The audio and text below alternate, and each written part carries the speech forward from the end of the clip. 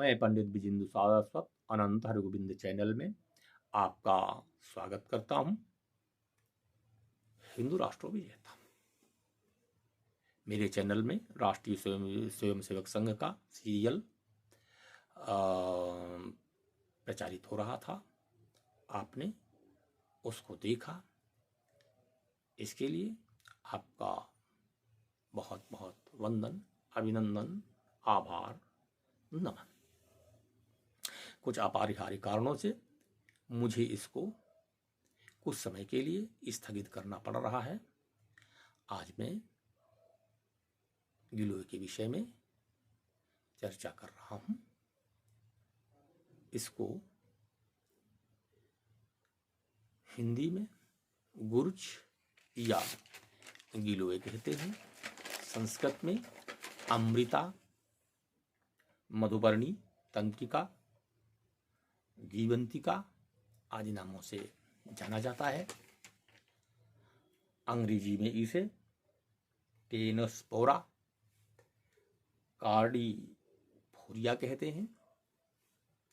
यह औषधि लता के रूप में मैदानी भागों में, पर्वतीय भागों में ज़्यादातर पाई जाती है। कभी कभी ये रेगिस्तानी भागों में भी दिखाई पड़ती है। इसका कांड अंगुली के बराबर से लेकर अंगूठे तक का मोटा होता है। बहुत पुराने होने पर ये एक हाथ की मोटाई के बराबर भी देखा गया है। इसके पत्ते हृदयाकार, खाने वाले पान के जैसे होते हैं। इसका रंग हरा होता है। इसका कांड धूसर रंग का होता है। उसको कुरेदने पर अंदर हरे रंग का निकलता है। इसके पत्ते 2 से 4 इंच के व्यास वाले होते हैं। कभी कभी पत्ते बड़े या छोटे भी देखे जाते हैं, लेकिन आमतौर पर इसके पत्ते इसी व्यास के आकार के प्राप्त होते हैं। अब मैं इनके पुष्पों के विषय में बात कर रहा हूं। इसके पुष्प वर्षा ऋतु से पहले गर्मी में आते हैं, गुच्छे के रूप में आते हैं जो पीले होते हैं। इनके बीज भी गुच्छे के रूप में आते हैं जो पकने पर लाल हो जाते हैं, और इनके बीज मिर्च के दाने के बराबर प्राप्त होते हैं।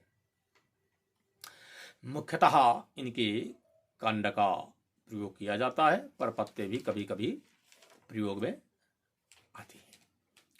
हमारे आयुर्वेद के प्राचीन विशेषज्ञों के हिसाब से कोई भी औषधि निरुपयोगी नहीं है, सबका उपयोग है। इसका संरक्षण वर्षा के पहले गर्मी में करना चाहिए, छाया में सुखाना चाहिए, गर्मी में नहीं सुखाना चाहिए। इससे उसके गुणों में कमी आने के चांस रहते हैं। इसलिए यथासंभव उसको छाया में ही सुखाया जाए। इसको सुखा करके आप इसका प्रयोग 90 दिन तक अर्थात 3 महीने तक कर सकते हैं। उसके बाद में इनकी उपयोगिता कम हो जाती है। यदि आपको गिलोय या गुरुच ताजी मिलती है तो वो सबसे ज़्यादा उपयोगी है, उसका गुण ज़्यादा है, और संरक्षित किए हुए गिलोय का गुण आपको कम मिलेगा। इस प्रकार से इसको शीत से और गर्मी वाली जगहों से बचा करके इसको शुद्ध वातावरण में सुरक्षित रखा जाए, तभी इसको जो है ठीक प्रकार से उपयोग में लाया जाएगा और तभी ये आपको लाभ पहुंचाएगा। इसको आचार्य चरक ने त्रिदोष को नष्ट करने वाला माना है, और इसका जो है रक्त शोधन में और बुखार को नष्ट करने में, अग्नि को दीपित करने में बहुत अच्छा उपयोग होता है। यूनानी चिकित्सकों ने इसको खुश्क माना है और गर्म माना है। होम्योपैथी के भी इसको कुछ इसी प्रकार से प्रतिष्ठित करते हैं। ये मैंने आपको तीनों पैथियों के विषय के चिकित्सकों के विषय में गिलोय के जो विचार हैं, गिलोय के जो गुण हैं, उनके विषय में मैंने आपको बताया। अब हम रासायनिक गुणों के विषय में बात करते हैं। इसमें बेवरीन और कायस्मेंथीन, पामारीन आदि नाना प्रकार के तत्व पाए जाते हैं। इसके पत्ते में फास्फोरस, कैल्शियम और प्रोटीन पाया जाता है। इसके निम्न प्रकार के उपयोग हैं। यह विषाणु को रोकने में समर्थ है। अभी कोरोना के काल में सभी डॉक्टरों ने गिलोय को क्वाथ के रूप में लेने के लिए निर्देशित किया था, जिसका मीडिया के सभी माध्यमों ने प्रचार किया था। इसलिए इसका इस क्षेत्र में प्रयोग निर्विवादित है और कोरोना काल में इसके अच्छे प्रभाव भी दिखाई पड़े। ये घी के साथ लेने पर वायु रोग को दूर करने में समर्थ होता है और लंबे समय से चले आ रहे ज्वर को नष्ट करने में भी गिलोय परम सहायक होती है। आग्नि मंदता, यकृत की बीमारी, सूल वायु का जो है वायुसूल, इनमें गिलोय लेने से लाभ होता है। मधुमेह में गिलोय का ताजा रस लेने से गिलोय को पान करने पर मधुमेह में फायदा होता है और लगातार 1 महीने लेने पर या तो मधुमेह नियंत्रित होगी या नष्ट होगी, जैसा जो कुछ भी हो। ये कालचक्रानुसार प्रभाव देखने को मिलेगा, क्योंकि मनुष्य की जो शारीरिक संरचना है बड़ी विचित्र है। सबकी प्रकृति बुद्धि एक समान नहीं होती है। इसलिए औषधि पर प्रयोग भी भिन्न प्रकार के दृश्यमान होते हैं। वही औषधि किसी को फायदा करती है, किसी को नहीं फायदा करती, किसी को बहुत ज्यादा फायदा करती है, अलग अलग हिसाब है। इसीलिए प्रकृति ने एक रोग को दूर करने के लिए कई कई प्रकार की वनस्पतियां दी हैं, जिसको जो सूट करता है वैद्याचार्य उसको बताते हैं। ये आयुर्वेद का विषय है। जो आयुर्वेद के निष्णात व्यक्ति हैं वो इस क्षेत्र में जानते हैं और उनकी सहायता लेने से कल्याण संभव है। अब मैं आपको बताता हूं कि ये आयुर्वेदाचार्यों के अनुसार बलवर्धक है और आपका शरीर शोधक है। पूरे शरीर में ये शुद्धि करता है और बल में वृद्धि करता है, ओज में वृद्धि करता है, ये माना गया है। ये वमनादि रोगों में लाभकारी होता है। इस प्रकार मैंने आयुर्वेद के हिसाब से आपको कुछ उपयोग बताए हैं जो आपके लिए कल्याणकारी हो सकते हैं, परंतु मेरे विचार से आपको किसी आयुर्वेदाचार्य की परामर्श से ही उसके निर्देशन में सारे योग लें तो आपको फायदा होगा, अन्यथा लाभ की जगह हानि होने की भी संभावनाएं बन सकती हैं। मैं होम्योपैथी के विषय में बताता हूँ। होम्योपैथी में भी जो है आपका जो है ज्वर लंबे समय से चला रहा है, कोढ़, सुजाग और पेशाब में जो संक्रमण होता है उसका उपयोग उसका उपयोग होम्योपैथी की दवाई में होता है। 1, 3 और 6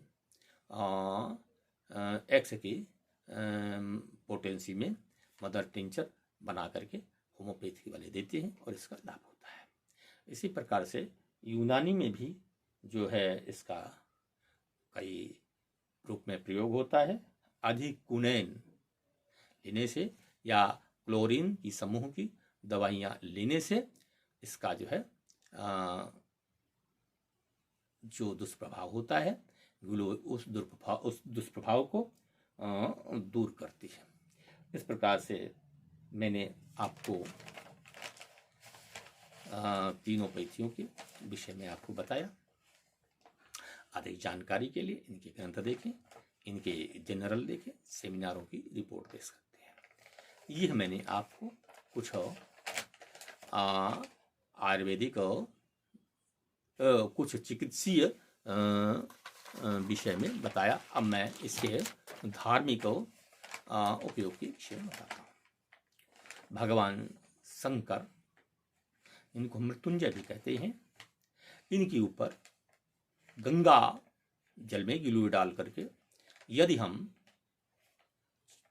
चढ़ाएं शिवलिंग पर तो रोग को नष्ट करने वाला होता है।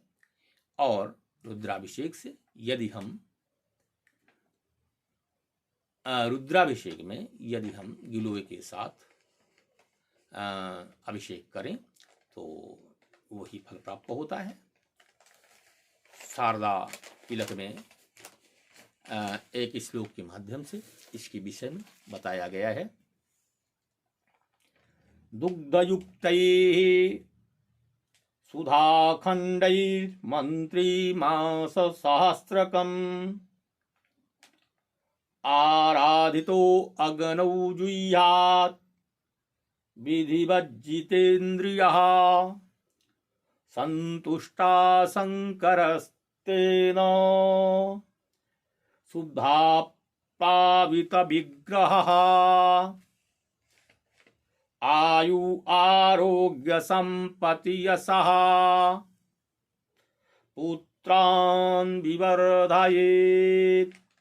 अर्थात दूध में गिलोय के टुकड़ों को सिद्ध अग्नि में नित्य प्रति अगर 1000 आहुतियां गिलोय की दे तो भगवान शंकर प्रसन्न होकर उसे आयु देते हैं, नहीं लंबी आयु देते हैं। जिसकी लोग प्रसिद्ध है उनका मंत्री मृत्युंजय है और उनका नाम भी मृत्युंजय है।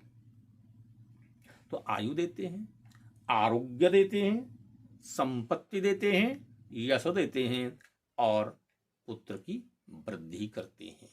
इस प्रकार से सभी विधि से कल्याण गिलोय के अनुष्ठान में प्राप्त होता है। अब हम भगवती के विषय में भी बताते हैं। शतचंडी याग में कुछ आहुतियां गिलोय की पड़ती हैं, उसके बिना शतचंडी याग नहीं पूर्ण माना जाता। और महालक्ष्मी का जो अनुष्ठान होता है, माने देवी मृत्युंजय में भी आराधना करने पर केवल गिलोय से ही हवन होता है और उस हवन होने पर भगवती नाना प्रकार के दुर्गति को नष्ट करती हैं और आरोग्य को देती हैं, रोग को नाश करती हैं। क्योंकि भगवती के विषय में कहा गया है दुर्गति नाशन दुर्गा जय जय। तो दुर्गति को नष्ट करती हैं। तो उन्हें अगर हम उनके मृत्युंजय को अगर हम आराधना करके और गिलोय से उसका हवन करते हैं तो इस प्रकार से उसका कल्याण होता है। और गिलोय और ब्रह्मी के साथ यदि अभिमंत्रित करके किसी विद्यार्थी को दिया जाए तो उसको बुद्धि प्राप्त होती है, शारीरिक कांति जो है उसकी बढ़िया होती है। इस प्रकार से मैंने आपको धार्मिक गुणों के विषय में बताया। आयुर्वेद के, होम्योपैथ के, यूनानी के जो चिकित्सा शास्त्र पद्धतियाँ हैं उनके विषय में बताया। आप लोग उसको देखें, उपयोग करें और लाभ लिख करके अपने को सफल करें। इस प्रकार से आज मैंने गिलोय के विषय में पूर्ण रूप से चर्चा की। अब मैं इन्हीं चर्चाओं के बाद आपसे विदा लेता हूँ। हिंदू राष्ट्र